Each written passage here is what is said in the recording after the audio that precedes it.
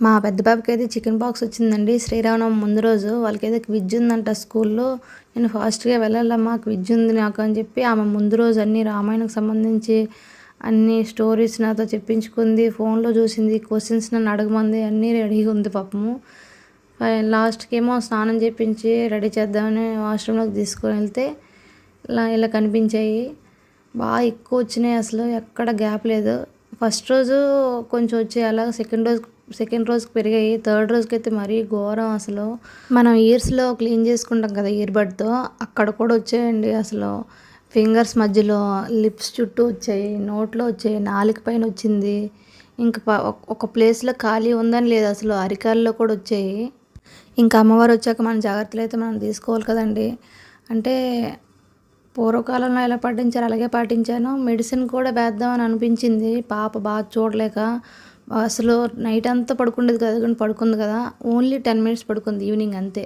రోజు మొత్తంలో 1 అవర్ కూడా పడుకుండేది కాదు. అసలు బాగా ఏడ్చేది, బాగా నొప్పి వస్తున్నాయి అనేది.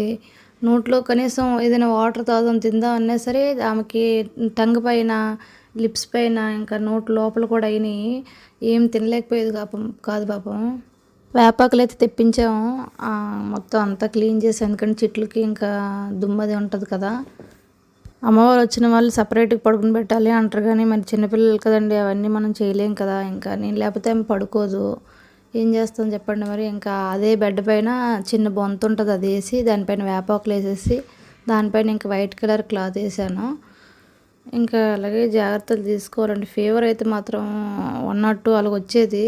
4th డే రోజు మాత్రం ఇంక మేము చూడలేక ఫీవర్ సిరప్ అయితే మాత్రం వేసాము. మా హస్బెండ్ అయితే వెళ్ళి లోషన్ కూడా తెచ్చారు, బాడీ లోషను.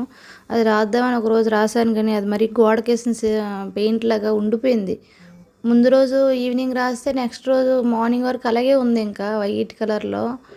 అది అనకూడదు, కానీ ఇలా రఫ్ చేసిన సరే ఉగ్గేది కదా, ఆమెకు నొప్పి వచ్చేది. మెల్లగా కొంచెం వైప్స్తో అలా తుడిచేసాను. దేనికైతే భయపడ్డామో అదే జరిగింది లాస్ట్కి. 11th డే రోజుకి ఆమెకి 3 స్నానాలు అయిపోయి గుడికి తీసుకెళ్ళాము. అంతా అయిపోయింది, అమ్మవారికి దండం పెట్టుకుని వచ్చేసాము.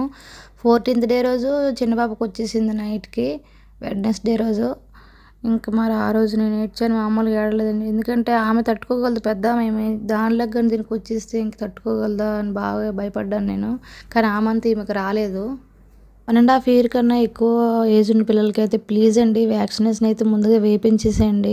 ఇలాగొచ్చి పిల్లలు ఇబ్బంది పడి మనం వాళ్ళు చూడలేక అసలు మామూలు నరకం కాదు అది. చిన్న పాపకి అమ్మవారు వచ్చిన రోజే మా వారికి కూడా ఒక సర్జరీ అయ్యిందండి, మేజర్ సర్జరీ అయ్యింది. అది నెక్స్ట్ వీడియోలో షేర్ చేస్తాను.